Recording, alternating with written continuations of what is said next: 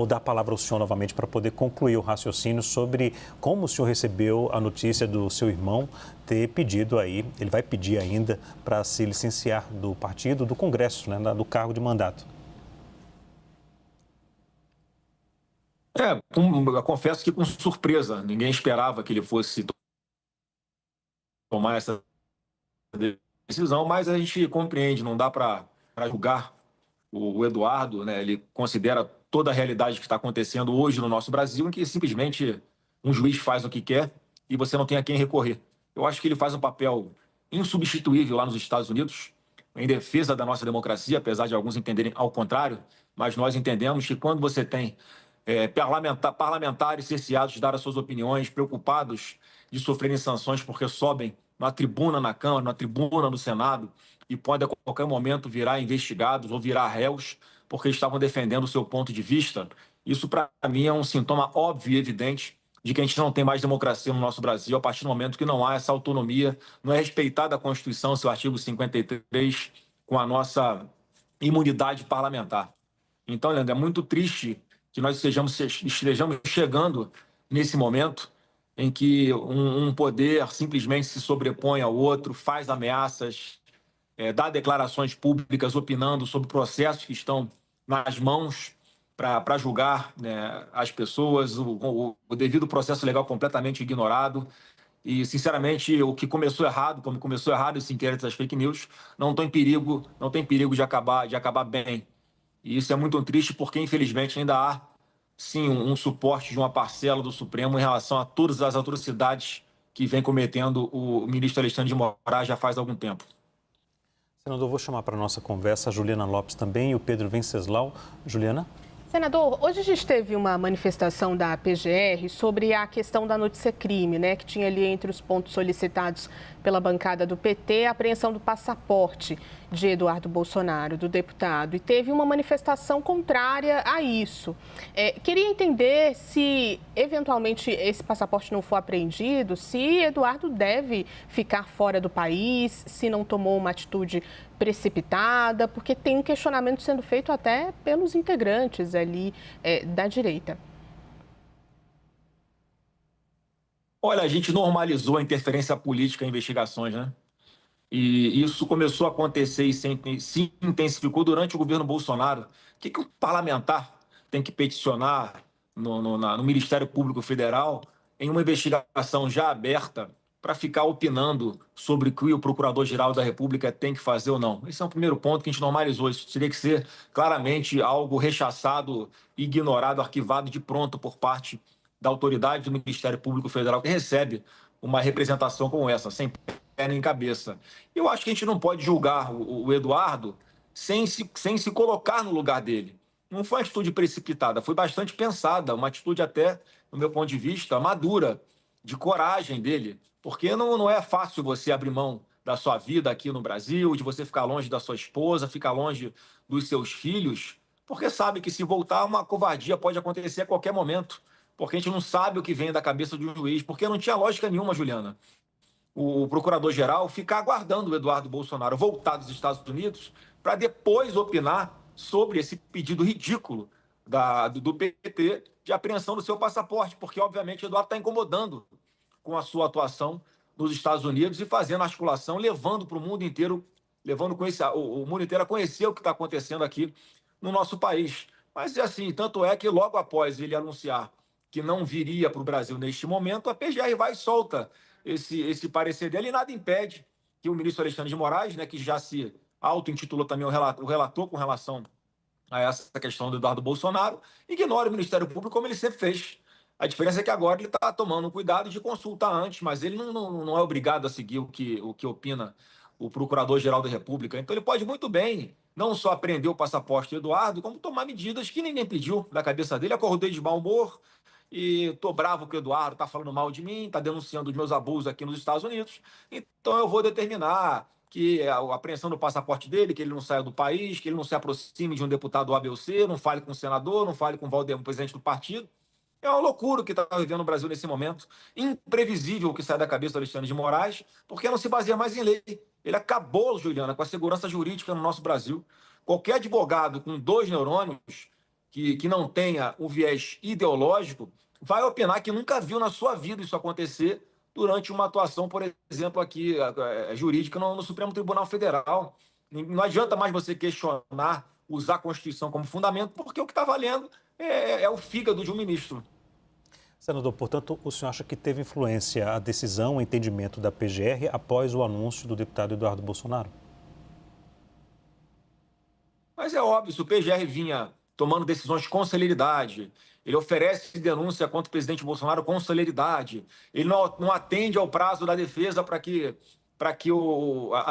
do Bolsonaro, por exemplo, para que ele tenha mais tempo para estudar melhor as dezenas de milhares de páginas que tem esses inquéritos, não quer aguardar a defesa ter acesso a todos os áudios, a delação na íntegra de Mauro Cid, as 11 vezes em que ele foi depor.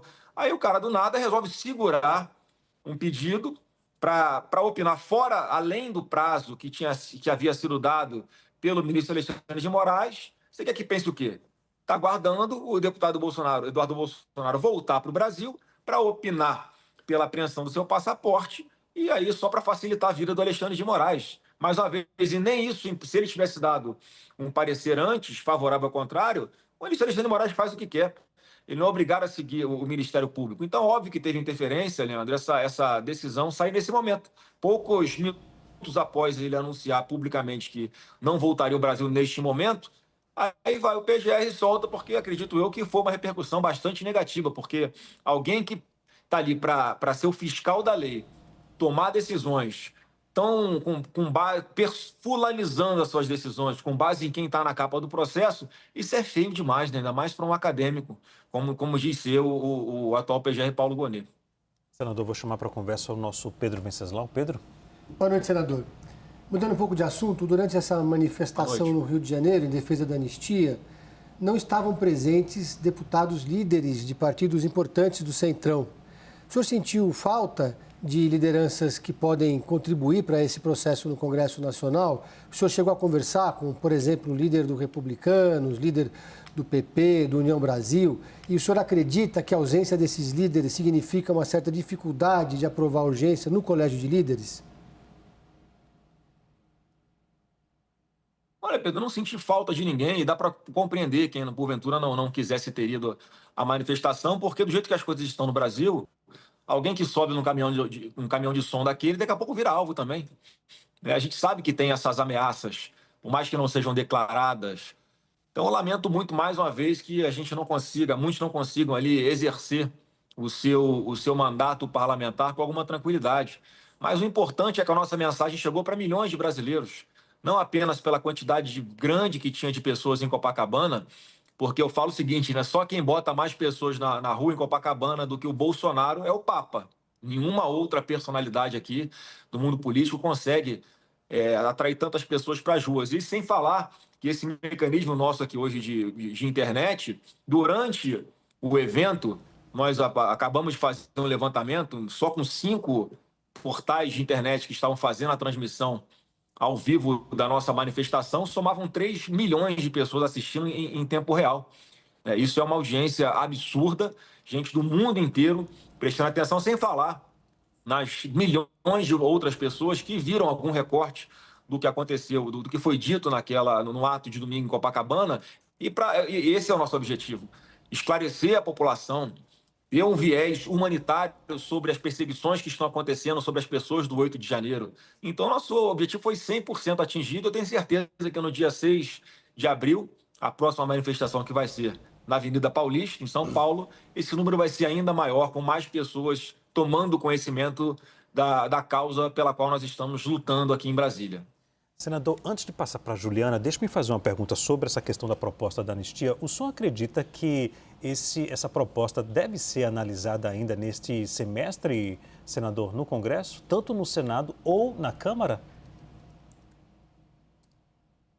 Eu acredito que sim, pelo que eu estou ouvindo da articulação nossa na Câmara dos Deputados, já há uma maioria para aprovar a anistia lá. Eu não sei exatamente qual vai ser o texto que eles estão construindo para se chegar a esse número expressivo. E aqui no Senado, que eu ouço também, Leandro, até de senadores que estão na base do governo ou que não têm um posicionamento ideológico, Ninguém está confortável com a situação de uma condenação de 14, 17 anos para uma pessoa que pichou de batom uma estátua. É algo que não dá nem para chamar de dano ao patrimônio público, porque com água e sabão você retira o que foi pintado ali. E são pessoas trabalhadoras, pessoas humildes, pessoas que têm famílias, que têm filhos pequenos. A gente vê, às vezes, uma mulher que é presa por tráfico de drogas, respondeu o processo em casa com a alegação de que tem filhos menores de idade. E com relação às pessoas do Rio de Janeiro, isso não acontece. Quer dizer, é uma maldade tão grande. E esses excessos é que estão fazendo com que cada vez uma parcela maior da população se sensibilize com essas pessoas. Então, acho que já tem também o ambiente aqui no Senado, pelas minhas contas, para assim que esse projeto chegar aqui à nossa casa, ele também seja aprovado. Por isso eu tenho a esperança, sim, de que ainda nesse semestre essa anistia seja aprovada. Até porque, Leandro, se você pegar na história do Brasil, em todos os momentos em que houve alguma situação mais aguda, como no 8 de janeiro, em todas, sem exceção, esse momento foi seguido de um projeto de anistia, porque é aquela coisa, cada lado acha que tem razão, não dá para um não vai assumir que está errado, os dois lados acham que estão certos, e apenas uma anistia é possível para cicatrizar esse problema que existiu e a gente voltar a olhar pelo para-brisa, voltar a olhar para frente, que é o que todos nós queremos. Ninguém aguenta mais ficar o tempo inteiro falando disso, resistindo a isso, tendo que esclarecer as pessoas das atrocidades que estão acontecendo, como a nossa Constituição está sendo rasgada, o Brasil sendo equiparado à Venezuela no tratamento que dá à oposição ao governo constituído. Lá também é a mesma coisa, a oposição é perseguida, é presa, é declarada inelegível, com acusação de atos antidemocráticos. Então, a fórmula que está sendo usada aqui no Brasil é uma fórmula que está sendo usada em ditaduras. Só não enxerga quem não quer. Isso é ruim para a nossa democracia, isso é feio para a imagem do Brasil lá fora. Então, eu repito, estou falando aqui com muita tranquilidade que dentro do Senado já existe também uma maioria suficiente para aprovar um projeto de anistia. Juliana?